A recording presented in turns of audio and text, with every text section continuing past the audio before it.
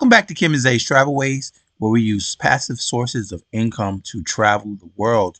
So today we are talking about Disney Cruise Line, as they are opting for smaller ships in the future to increase destination flexibility. Disney is planning to buck the trend of some competing cruise lines when other cruise lines, most notably Royal Caribbean, are building larger and larger cruise ships. Disney will be making three of its future ships smaller than its recent ones. Disney says three ships that will introduce in 2029, 2030, and 2031. Each will be about 100,000 tons and will carry about 3,000 passengers, which is wild when you compare that to some of the bigger Royal Caribbean ships that they're coming out with. Now, that's considerably smaller than the Disney Wish class of ships, which checks in at about 144,000 and have capacity of 4,000 passengers. But the still unnamed ships coming online in 2029 through 2031 will be about 20% larger than Disney's original ships, the Magic and the Wonder, which started selling in 1998 and 1999. Respectfully, Disney says it wants to give its passengers a range of options and destination choices, and the smaller ships will help meet those goals.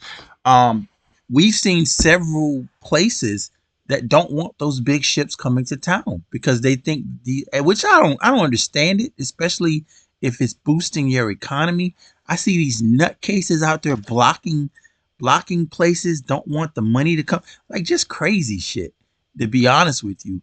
But Disney is saying, okay, we're going to oblige. And instead of making those larger ships, which to be honest with you, I love the smaller ships. I'm not a fan of the bigger ship. I mean, I love the bigger ships.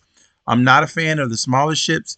Once you go on Mardi Gras and Celebration with Carnival, going on some of the other ships kind of feels freaking boring, to be honest with you. But I know there's a lot of people out there, especially older people, that love the smaller ships. And they like getting on those smaller ships. Plus, to me, the smaller ships rock way more. It's a worse ride when I get on those smaller ships as opposed to the bigger ships. But that's neither here nor there. What do you think about Disney opting to buck the trend and come out with some just go stick with the smaller ships instead of doing what everyone else is doing, which is giving those gigantic ships, especially with like Royal Caribbean giving like the Icon of the Seas and Utopia. Those are massive ships. But also another thing with some of those freaking smaller ships, there's a lot less to do. There's a lot less restaurants. There's a lot less venues. There's a lot less things to see.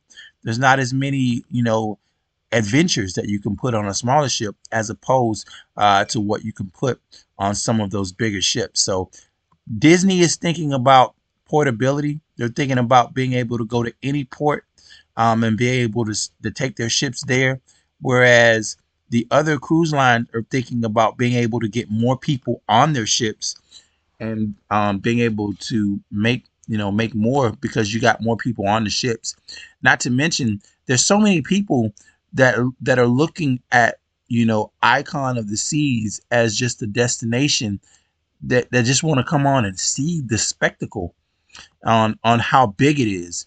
Whereas some of these other ships, you go on them, the smaller ships, you get on those ships, and you've seen everything in a day, and then the rest of your cruise is kind of boring because nothing else is new.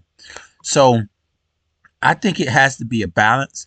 I don't think the ship should be so massive. I also think they shouldn't be so small. And I think I understand for the older people who have a problem getting around. But I'm just speaking from my perspective. Anyway, man, let me know how you feel about this. I'm out.